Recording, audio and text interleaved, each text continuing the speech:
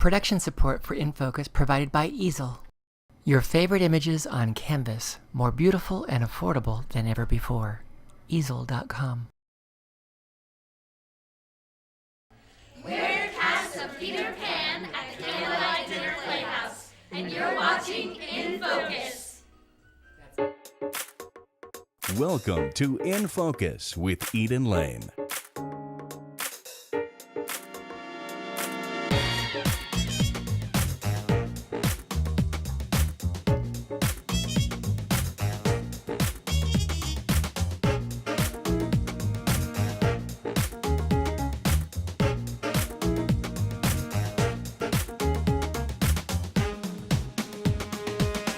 Tonight we'll learn about the new season at Denver Center Attractions and Dead Man Walking at Central City Opera. But we start at Candlelight Dinner Playhouse.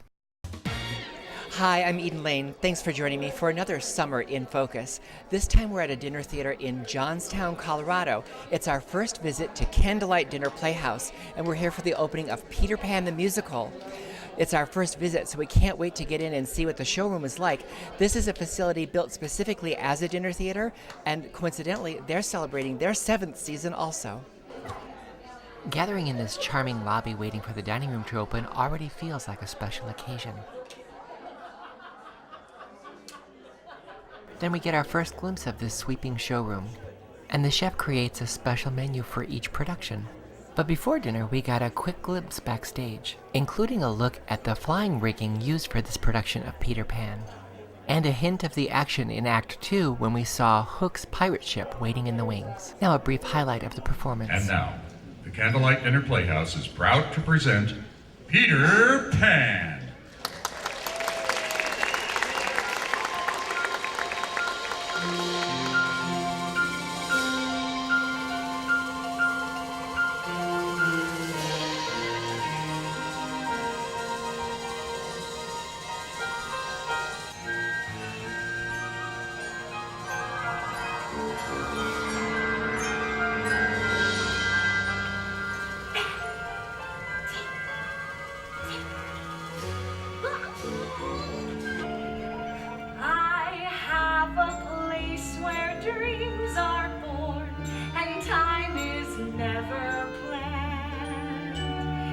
Not on any chart, you must find it in your heart. Never, never land. It might be miles beyond the moon, or right there where you stand. Just keep an open mind, and then suddenly you'll find. Never, never land. You'll have treasure if you stay there, more precious far than gold. For once you have found your way there, you can never, never grow old. And that's my home where dreams are born and time is never planned. Just think of lovely things, and your heart will fly on wings forever. And never, never land.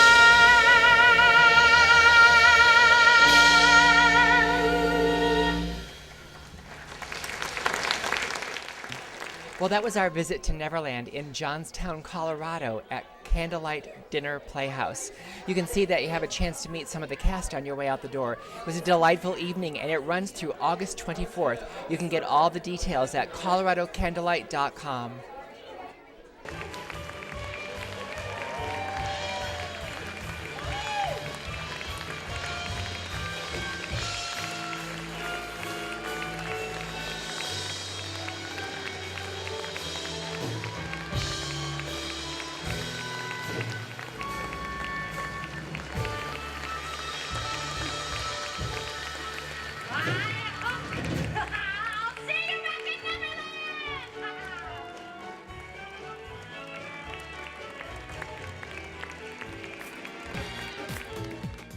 Now we learn about Dead Man Walking at Central City Opera from stage director Ken Kazan. We met in the Teller House just after a matinee. Well, what a wonderful chance to come up to Central City to see this production of Dead Man Walking and to talk to you about this production here. Is this the first time you've directed this opera? It is. It's my first Dead Man. It's your first time. Well, it's not the first time I've seen this opera, but it's the first time I've seen it here in Colorado. And I wager that a lot of Coloradans will not have seen it before. I think you're probably right, and particularly in this environment, in this incredibly intimate space. It's frighteningly present at times. And the sound is a presence that you don't feel in a larger opera house in the same way.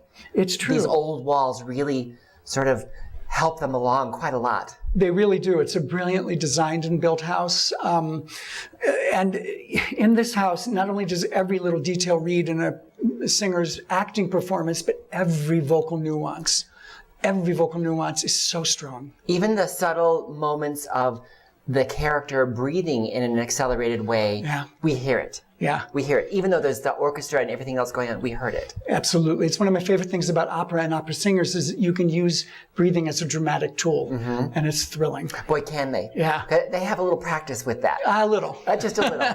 Now, in case someone isn't familiar with this opera, it's based on the book that inspired the film, so they probably think they know what this is about if they're not familiar. They have the basic gist of it. I think most people, if you know the business or if you know Sister Helen Prejean, you know that what her story is and what her feelings are and what her political stance and religious and emotional stances are.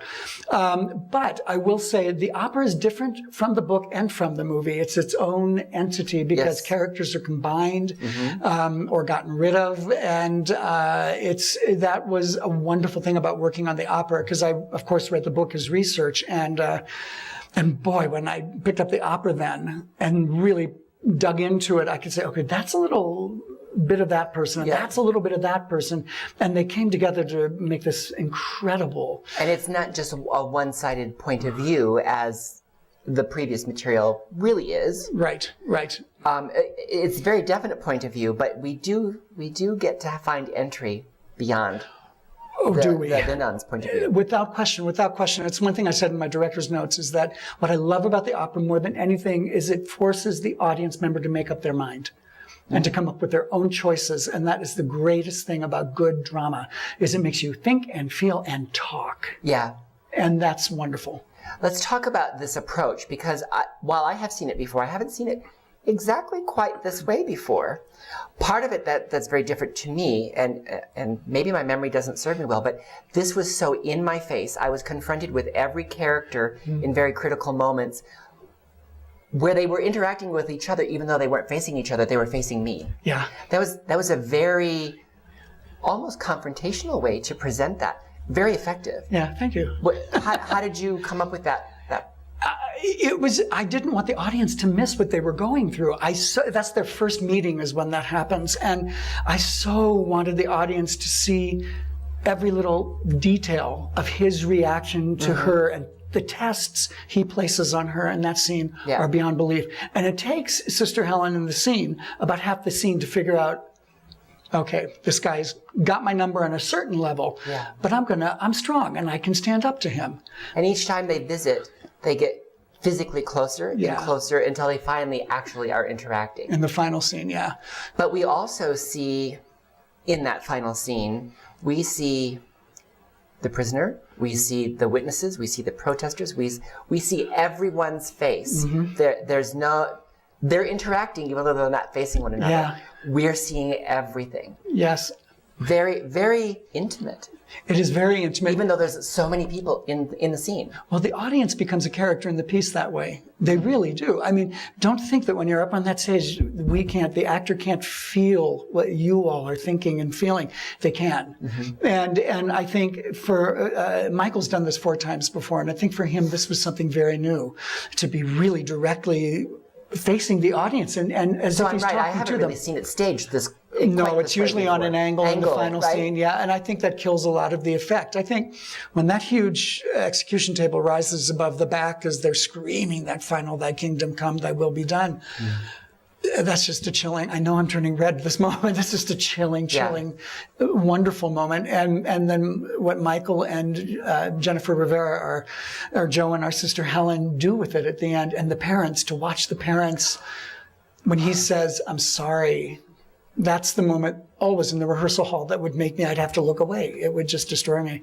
Yeah, their reaction was overwhelming. Of course, we expect that the voices in an opera company are going to be meticulous. Yes. And they are. And they are a real force.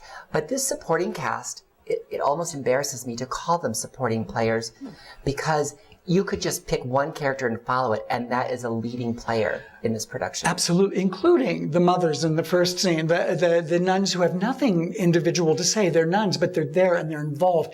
This is the great thing, of course, about all theater, and especially if you take every single person on stage seriously and give them a story and give them a biography and relationships. And if that happens, then the whole thing becomes this massive ensemble of people deeply, deeply involved in the subject matter, who all have a stake in it.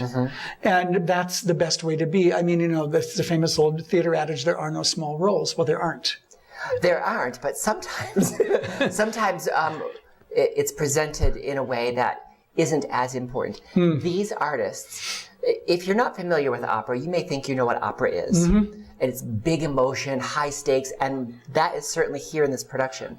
But the acting techniques matches their vocal technique in these roles, even down to all of those mothers, the other nun. Yeah. How did you assemble this company? How did you get those performances out of everyone that way? You just work at it. You know what I mean? You get in this confined space, your rehearsal hall. How long did you get to rehearse this? We had about 3.5 weeks. Yeah, it was a fast process. Wow. but it wasn't, because we all come prepared. We all come hyper prepared, really.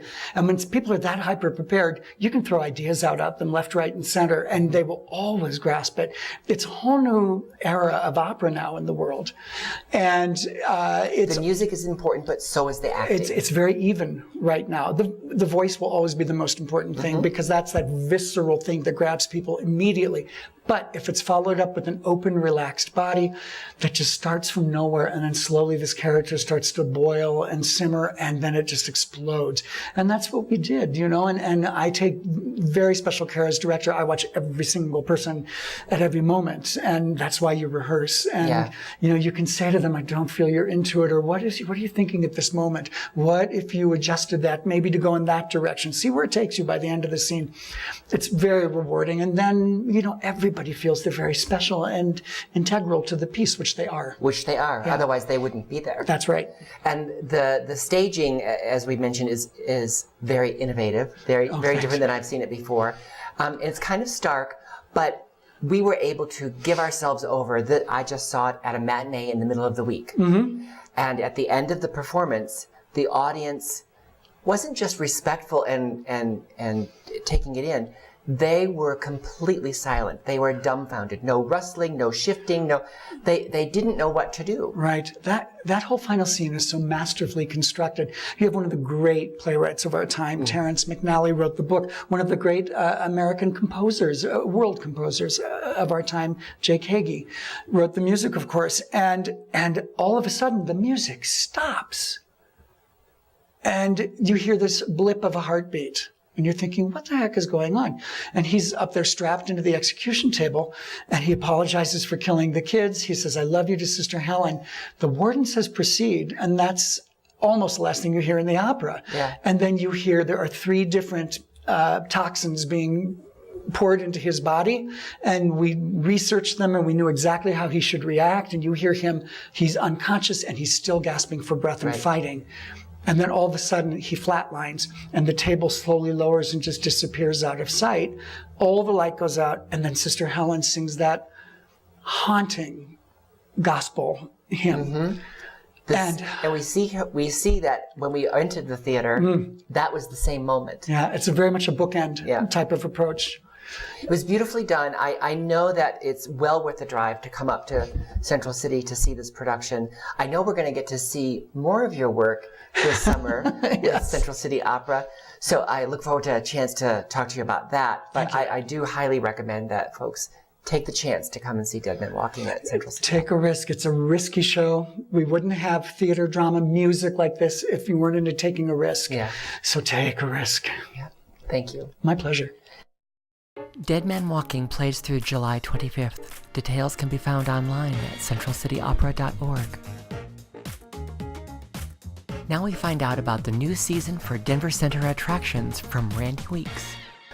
Thanks for coming to talk to us today about this really exciting season. It seems like it's been forever since we talked to you about the season on the Broadway side of the house, because it really has been, because that was a 15-month period that you covered last time. I remember the interview well, of course, but yes, it was a long time, and there was a strategic reason for having such a long season. We wanted to really get back to a fall spring season, which is more traditional.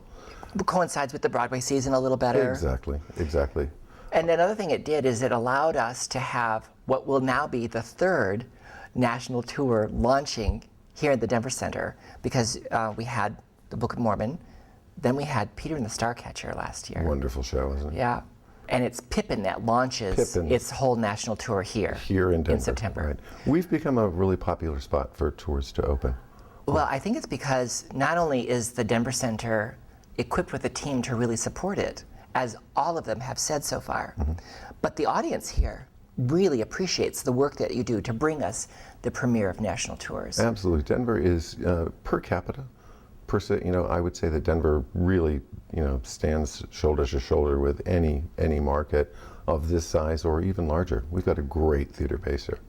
The audience and the team that participates with the national tours. Tell me about that relationship of the Denver Center with the national tours that launch here. Well, basically, the commercial touring Broadway community is a relatively small group of folks, and really everybody knows everyone. And over the years, we've developed a great reputation of, we have great facilities here, thanks to the city and county of Denver.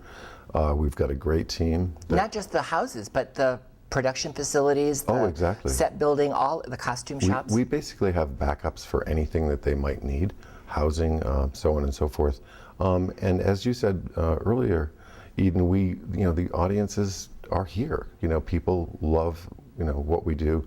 They love the excitement of seeing, being first, opening the tour. What the creative team and the producers have done with this revival of Pippin is really quite remarkable. I'm trying to think the year it opened. I'm thinking early 70s. The original production. Original production, 70, 71. And it wasn't a major hit, but the soundtrack, the album, the show album, was, it made the top 40. I actually remember, I never saw the show, but I had the album. The recording. But what they've done, and Pippin, for those who aren't familiar with the show, basically takes place in sort of this circus or carnival atmosphere.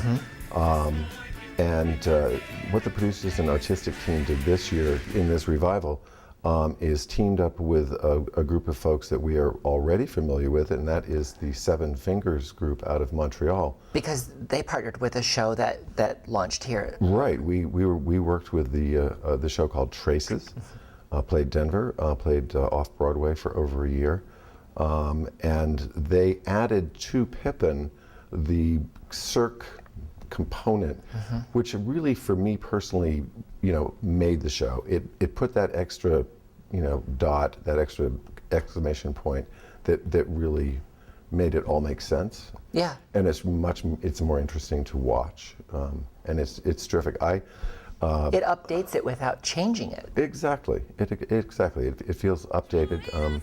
And yet the foundation, the bones of the show were always there. But I think they really nailed it this time. It's great that they're launching here, because we're continuing that every season, having a national tour launch here. Yeah. Soon after that, we're getting Kinky Boots, which you also have, as the Denver Center, a special relationship with. I wonder if you can talk about that a little bit. Well, through one of the industry organizations, we actually have an investment in the Broadway show. Not a large investment. What does that really mean in terms of a company like Denver Center Attractions and the Denver Center for the Performing Arts investing in a show as it goes to Broadway? Well, it once again, it was not really a large investment in the general scope of the budget for the show. But as I mentioned earlier, this business is so much about relationships. And organizations like the Denver Center from all around the country, all got together and put up a portion of the pre-production budget. Because we want every show to be a hit. We want everything to be successful. And sometimes, usually more often than not, we get a little return on our investment, but it's not something that's a major component of what our mission is. But it's showing support. It's showing we want to be a player to help new stuff get to the stage. After Kinky Boots, I know we have a couple more things that are coming in the season that aren't necessarily as big, but are certainly as much fun. Well, we're doing. We have the Garner Gallery of Theater, and we're adding a show to our season this year, and it's a return for Forbidden Broadway, which, if you're familiar with the show, it's great fun.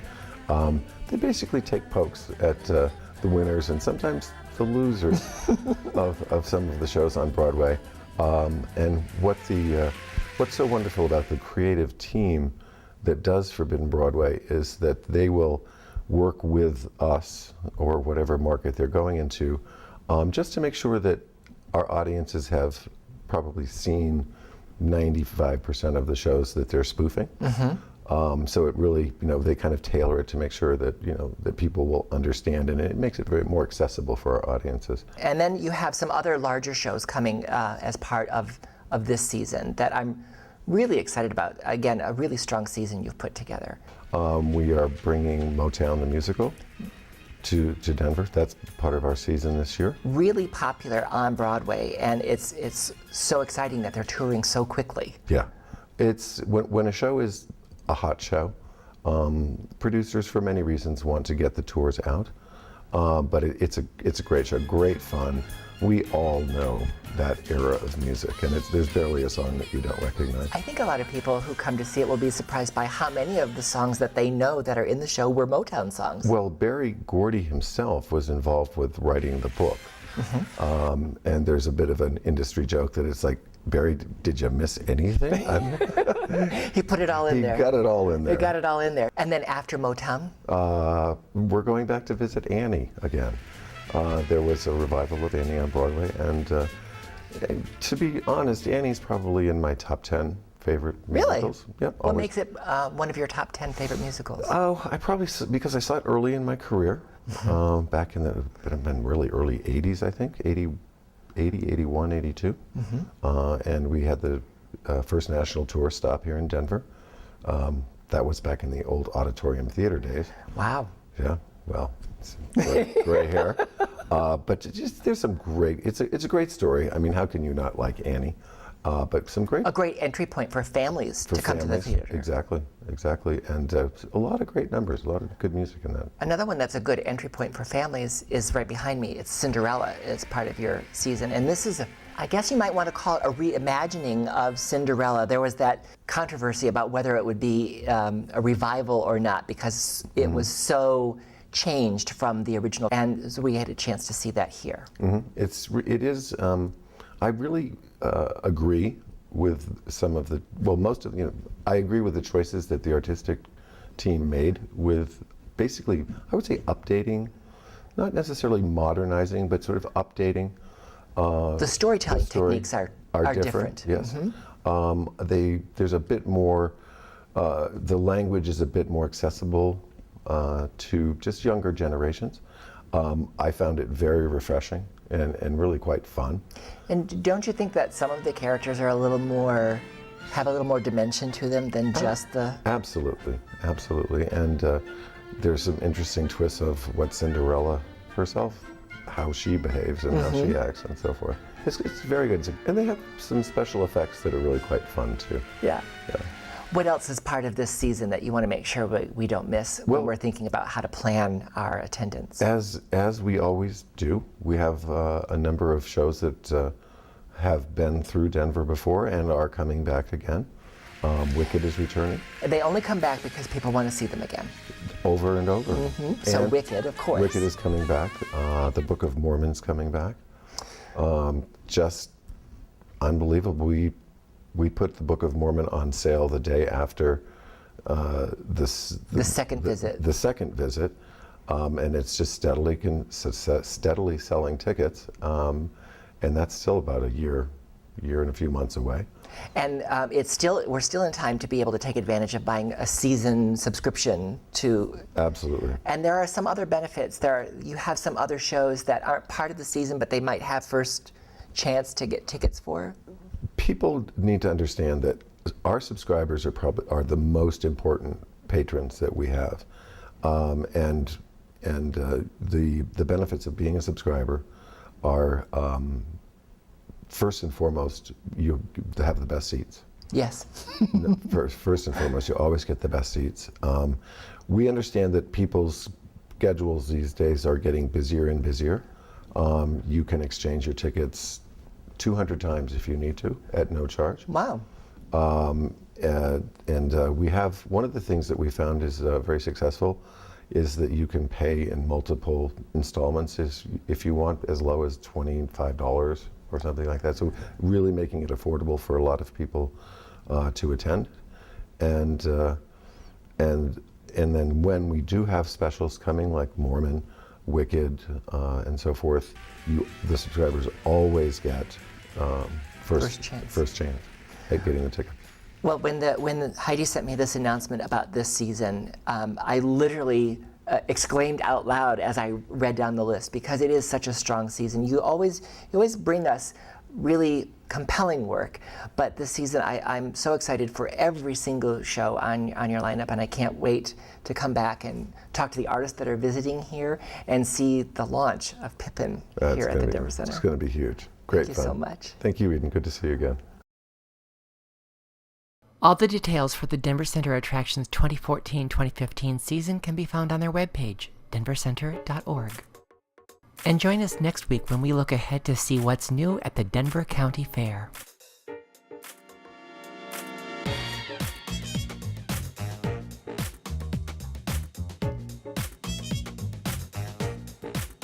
Remember to join us on Facebook and Twitter. Thanks for watching. Good night.